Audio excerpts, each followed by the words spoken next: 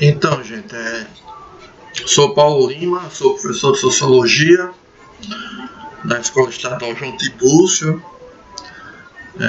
aqui no RN, Goianinha. E mediante essa pandemia, essa situação que o mundo está vivendo, a gente tem tentado criar uma ponte, né, de conhecimento entre professores e alunos, e as disciplinas e os conteúdos, na medida que a gente está impossibilitado de ter as aulas presenciais. Sabemos que nada substitui as aulas presenciais, né? Espero que todos estejam bem. E essa aula é uma aula direcionada aos alunos do segundo ano, onde iremos trabalhar o conceito de ideologia, né? Esse conceito de ideologia é um conceito caro às ciências humanas. Quando eu falo de ciências humanas, eu me refiro principalmente à filosofia e à sociologia. São disciplinas que elas não são iguais, mas que elas dialogam bastante, né? Dentro desse contexto, eu acho que esse livro aqui, acho não, com certeza é uma referência. Eu uso muito esse livro do filósofo grego, do livro A República, né, o Platão, e onde ele vai falar sobre o mito da caverna, onde crianças ficaram acorrentadas dentro de uma caverna escura e só conseguiam ver as sombras do que era o real, né? Então, no mito da caverna se trata muito sobre essa questão de ideologia, por mais que naquele momento esse termo ainda não tinha sido desenvolvido, né? Ainda não tinha sido construído. Um outro filósofo que nós vamos conversar bastante é um filósofo que ele é amado por muitos e por outros nem tanto, né? É o Karl Marx, nesse livro aqui, A Ideologia Alemã. O Karl Marx ele é uma leitura de referência, né? Para as pessoas que querem refutá-lo, é preciso conhecê-lo, e para os que acham que as suas teorias são interessantes, né? Que são questões válidas, né? Nesse livro, A Ideologia Alemã, ele vai fazer um contraponto ao seu professor Hegel, né? Não confundir Hegel com Engel. O Friedrich Engel era seu professor, colega, na verdade, amigo muito próximo.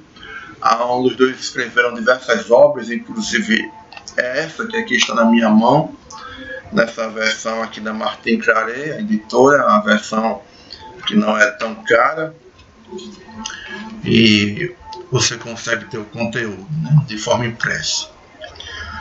Nesse livro, A Ideologia Alemã, o Marx ele vai colocar um contraponto em relação ao seu professor Hegel, no sentido de que ele acreditava que você conhecer a realidade era o suficiente, né?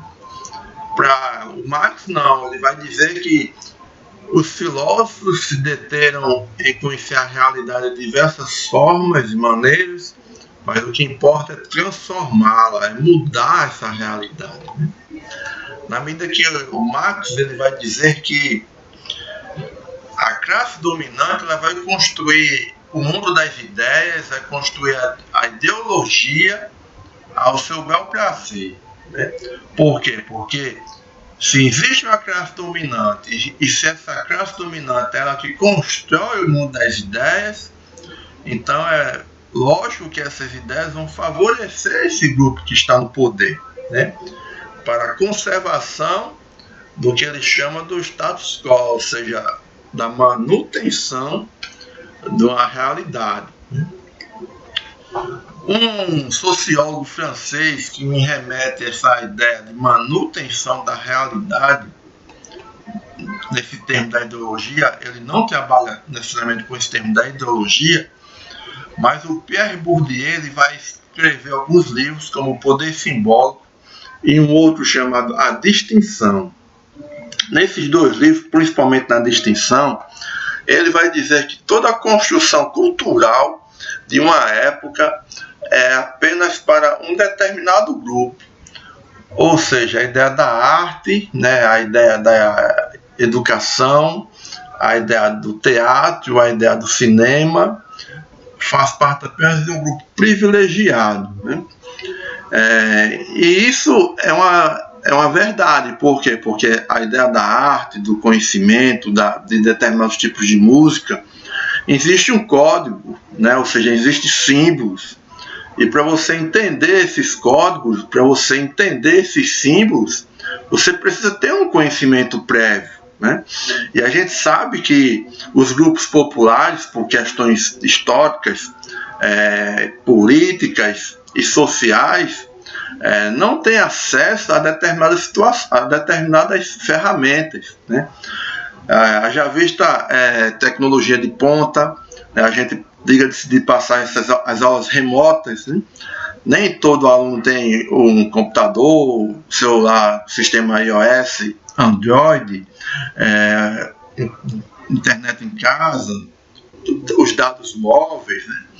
Então, o Bourdieu ele vai se referir principalmente à questão das artes, no que diz respeito à questão, por exemplo, de pinturas, como quadros surrealistas, de você entender aquela construção daquela pintura, a educação e o currículo, né, o currículo que ele privilegia um determinado grupo que tem acesso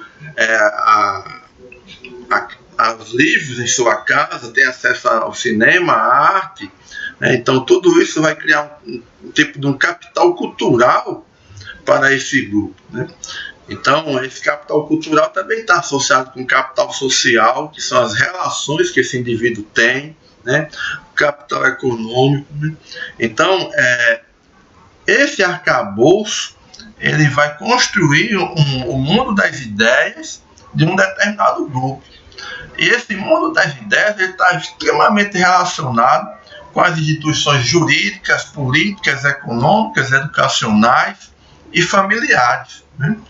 É por causa desse mundo das ideias, dessa questão desse mundo da ideologia que é construído, que o indivíduo ele passa a naturalizar os fatos, né? Ele passa a naturalizar e aceitar questões que são construídas socialmente como questões naturais. E isso se dá desde o processo histórico de toda a sociedade. Tem outro filósofo sociólogo chamado Michel Louvi, que ele vai dizer que existe um sistema de dominação. Esse sistema de dominação ele vai perpassar por toda a história, né? A gente pode pensar, por exemplo, a questão do mundo feudal, né, onde a igreja construiu a fala, né, a representatividade de que o rei era um escolhido por Deus e que o camponês, ele era camponês, estava naquela situação de miserabilidade porque era a vontade de Deus, né? E se ele fosse contra essa lógica, ele iria para o purgatório, iria para o inferno, né? Então ele passa a aceitar aquilo.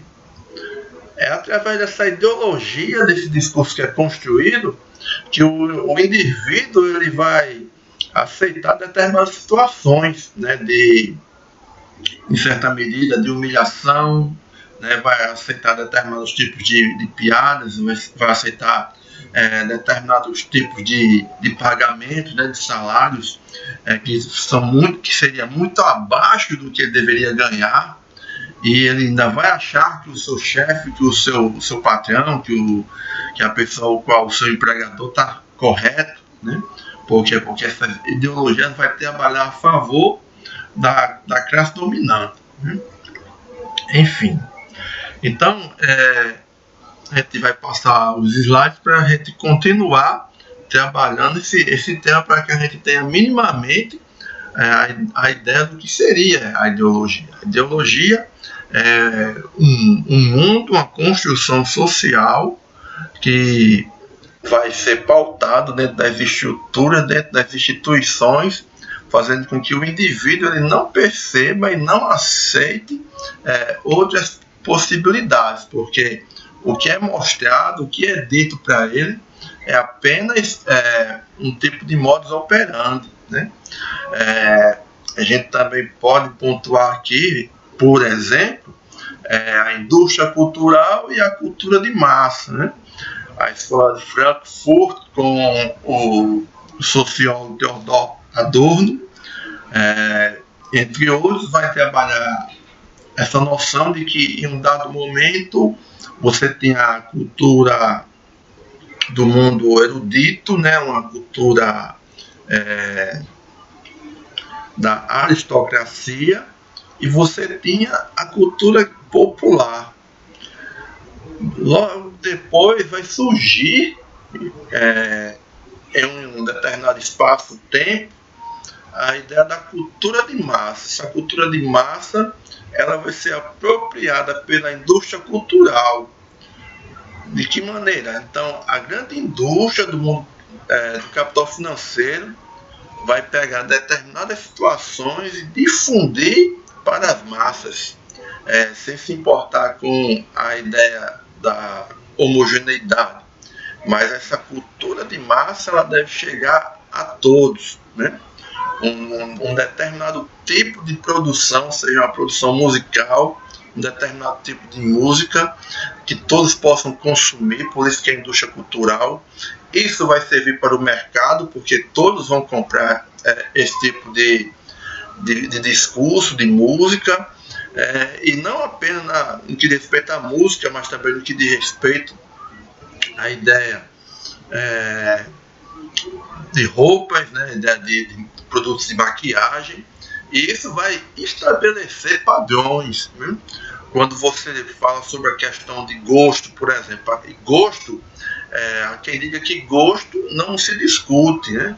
Que futebol, que religião, cada um tem a sua.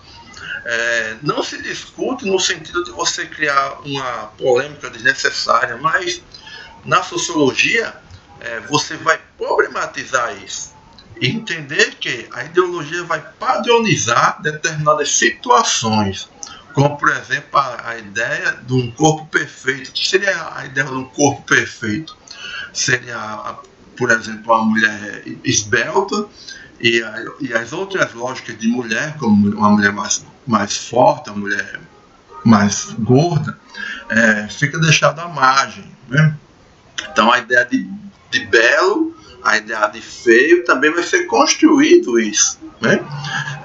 A ideia, por exemplo, da cor, né? Então é uma lógica europeia, ideológica, que vai moldar o pensamento do indivíduo e a aceitação dos indivíduos, do que deve e do que não deve ser aceito. A gente pegar, por exemplo, a ideia da religião, né? Vamos pegar aqui a cultura geek, né? A cultura nerd, os filmes da Marvel, né? Você tem Thor, né? Ele é um deus nórdico, um viking, mas para quem conhece um pouco da cultura viking, sabe que são povos pagãos, onde esses povos fazem inclusive sacrifícios com pessoas, sacrifício de matar pessoas humanas, tomar o sangue, né? Tem uma série na Netflix chamada Os Vikings, que mostra de uma forma fiel, em certa medida, de como funcionava a cultura viking.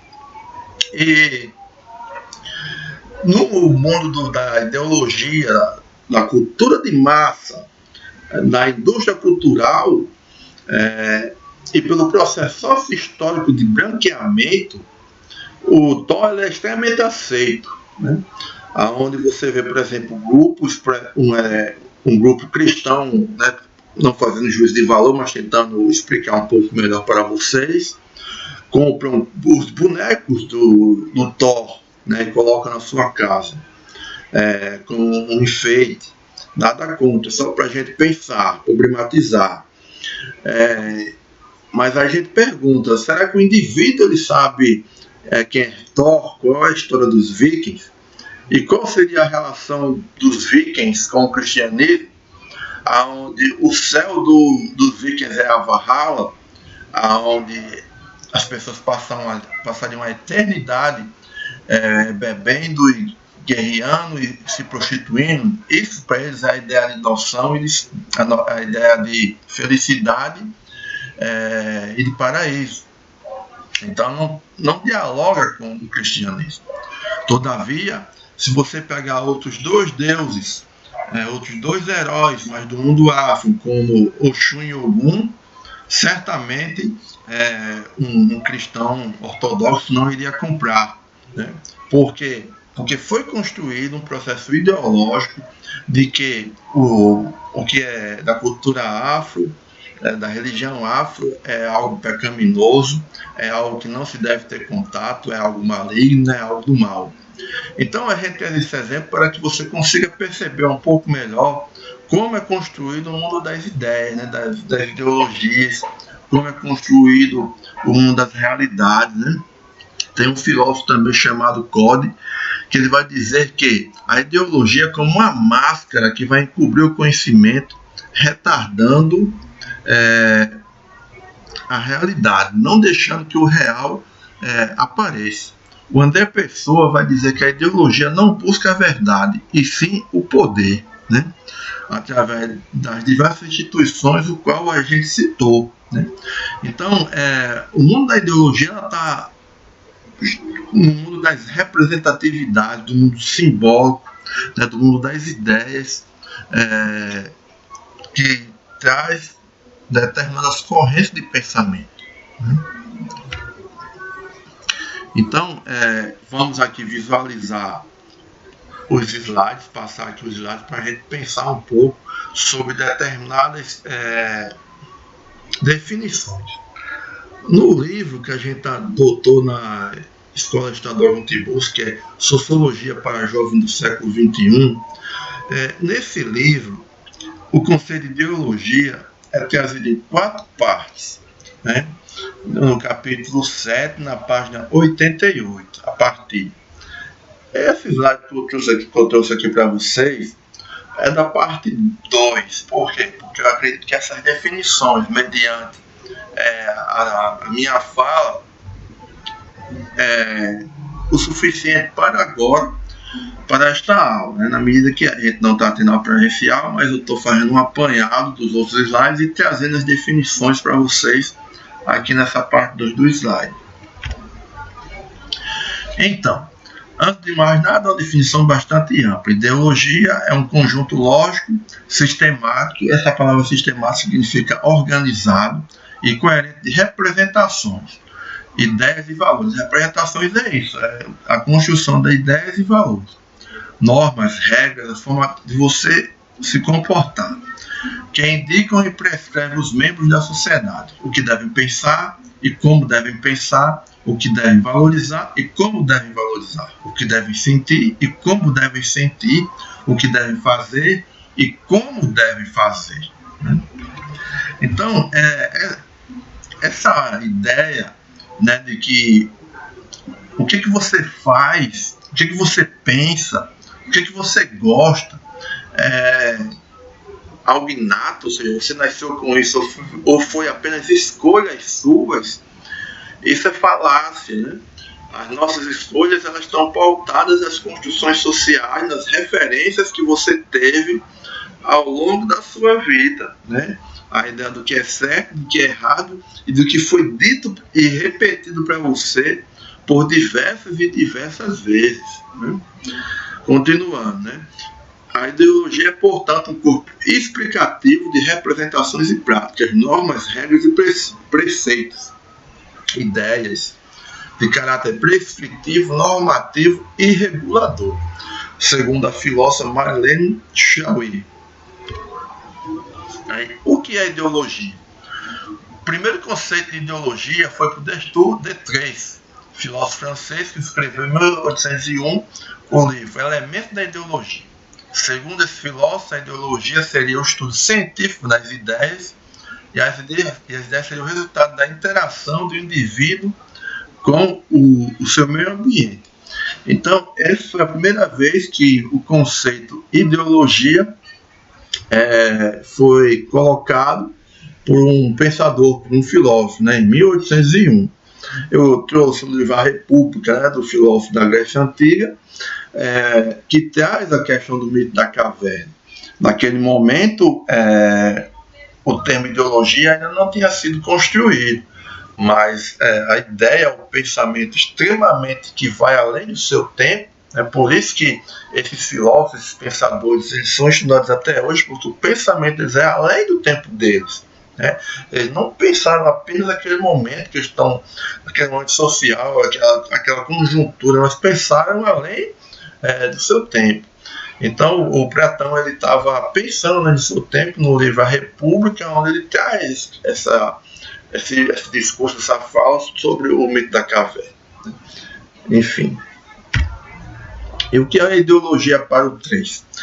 Em 1812, 3 de seus seguidores entraram em conflito com Napoleão, que os chamou de ideólogos, no sentido bem pejorativo da palavra, ou seja, como pessoas que fazem abstração da realidade e que vivem especulando sobre o mundo. Como Napoleão era a pessoa mais importante na França naquela época, esse sentido da ideologia ficou bastante popular. Então, na medida que o Tracy estava tendo esses questionamentos sobre a realidade social e como as coisas estavam sendo colocadas e mostradas naquele momento, Napoleão, como o líder naquele espaço geográfico, ele se sentiu ofendido. Cara, que sempre quando existe a problematização da realidade, do status quo, daqueles que estão dominando e impondo suas ideias, e que tem alguém questionando, fazendo as pessoas pensarem, sempre foi e sempre será assim. Essas pessoas começam a se incomodar, né? Que foi o caso do Napoleão naquele momento, quando ele vai colocar de maneira pejorativa, ou seja, de maneira negativa, chamar as pessoas que estão pensando de ideólogos, e por isso o sentido de ideologia ganhou um sentido muito amplo já naquele momento ali na França, até os dias de hoje, e que se passou a ser discutido por diversos filósofos e sociólogos. Foto do Napoleão Bonaparte. Marx e Engels, né, que a gente estava falando aqui falando sobre ele há pouco tempo. Ideologia, falsas representações que os homens apresentam sobre o mundo que os cerca. Foi a imagem deles dois escrevendo, Marx e Engels. O que é ideologia para eles dois, Marx e Engels? Dizendo ainda de outra forma, Marx e Engels afirmaram que diante da tentativa dos homens de explicar a realidade, é necessário considerar as formas de conhecimento ilusório que levam ao mascaramento dos conflitos sociais. Né? Então, a ideologia também tem esse papel, né? De criar um mundo ilusório de que não existe os conflitos, ou seja, não existe a desigualdade social, né? Que todos fazemos parte do mesmo grupo, que está tudo bem e que não existe o que questionar e que não existem as desigualdades sociais. A ideologia ela serve também para isso, para ocultar os conflitos, as desigualdades, as injustiças, né, o racismo, os preconceitos. O que é ideologia? Segundo Marx e Engels, portanto, a ideologia é de que no sentido como um instrumento de dominação de uma classe social sobre outra, ou de um grupo sobre outro. Ideologia seria também uma falsa consciência da realidade. Então, essa falsa consciência da realidade, ela traz alienação, né, que é um outro conceito do Marx, que o que é a alienação? A alienação é quando o indivíduo ele perde a noção do todo, né, ele não sabe como é que o todo é construído. Nesse conceito de alienação, Marx vai trazer, por exemplo, a construção de uma cadeira, quando no mundo feudal essa cadeira era feita pelo artesão, que sabia de todo o processo de construção dessa cadeira. No mundo moderno e agora no mundo contemporâneo, com o processo diverso da construção dessa cadeira, o indivíduo ele perde a noção do todo. Você tem um processo de especialização, de burocratização do saber, né, onde o indivíduo ele sabe arrochar apenas o parafuso do braço esquerdo da cadeira. O outro parafuso já é uma outra pessoa, ele não vai saber como é que faz. Então isso é um processo de alienação, ele não tem a noção do todo, de tudo que está à sua volta, de todos os interesses políticos, econômicos, educacionais, as políticas públicas que são construídas, né? Então essa ideologia mascara a realidade e faz com que o indivíduo ele perca a noção do todo, fazendo com que ele seja um indivíduo alienado na sua realidade social. E o que é interessante, né, a capa do livro aí, sobre a ideologia alemã, de uma outra editora, da editora Boitempo, é que o indivíduo, num processo da ideologia e um processo de alienação, ele tem consciência, ele tem um entendimento que é seu e que ele acredita fielmente que tem noção do todo. E é muito complexo você mostrar outras possibilidades, outras alternativas para determinados indivíduos, né?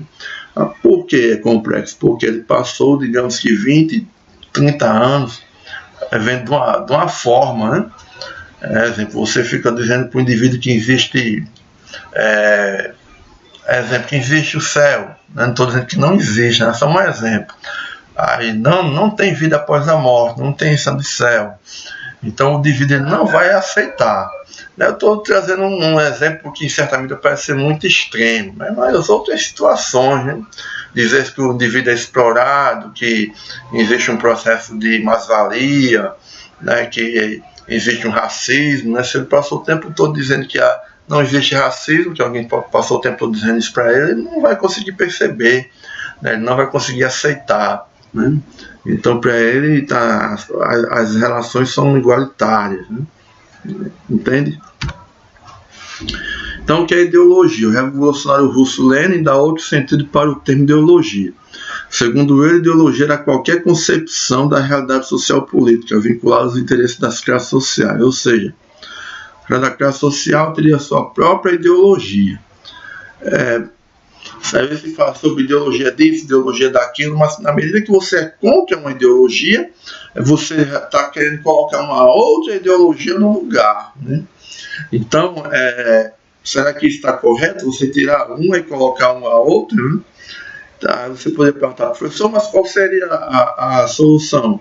A solução seria minimamente você tentar se questionar o tempo todo dos processos ideológicos que vos cerca, que nos cerca, e estar sempre aberto para outras possibilidades e respeitar essas outras possibilidades, né? Entender que sempre vai ter uma ideologia que quer se sobrepor sobre outra, né? Um modo de ser que é pré-estabelecido, que é dominante, né? Que se chegou no poder em um dado momento e que tenta construir toda uma estrutura para se manter no poder ou chegar de alguma forma.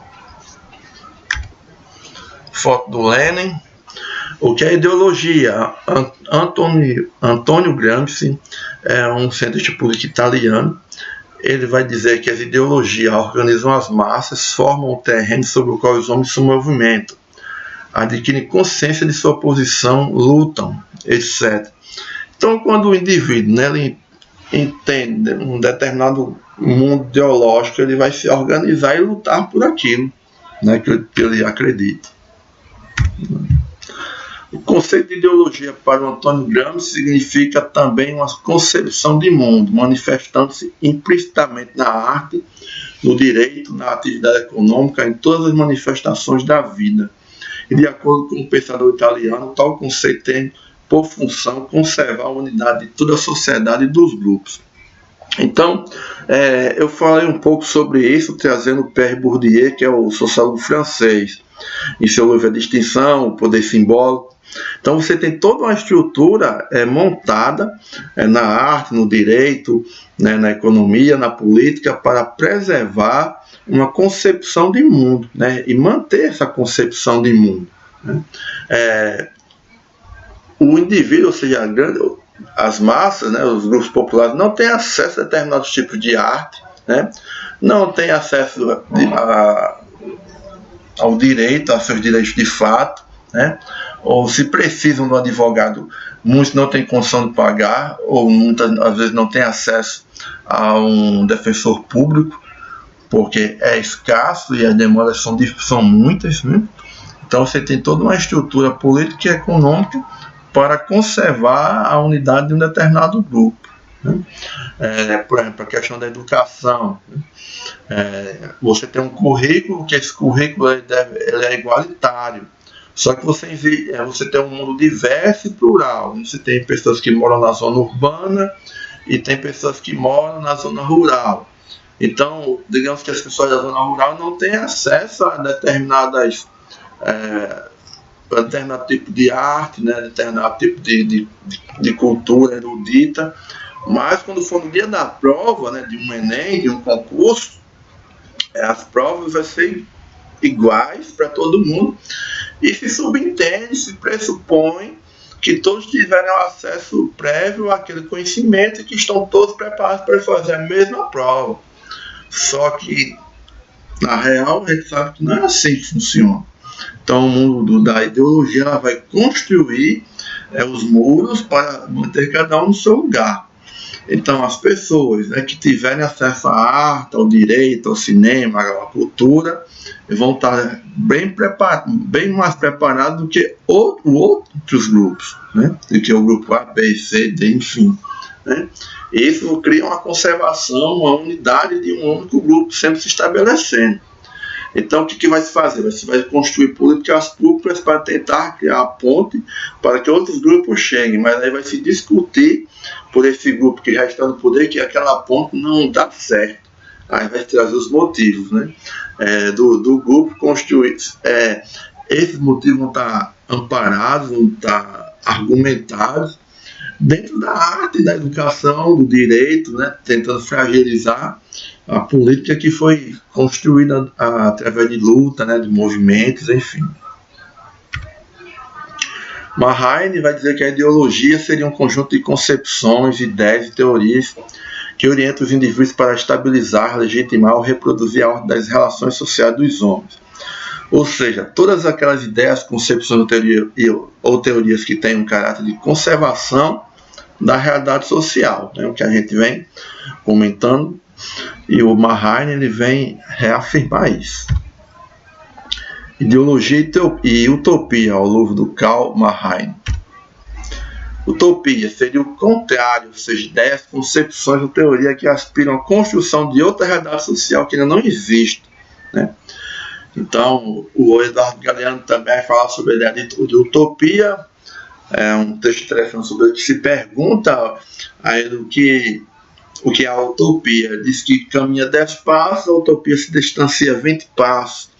Ele caminha 20 passos, a utopia se distancia 50 passos. Então, se cada vez que eu caminho, a utopia se distancia, para que a utopia serve? Então, a utopia serve para que eu nunca deixe de caminhar, né? Segundo o Eduardo Galeano, um jornalista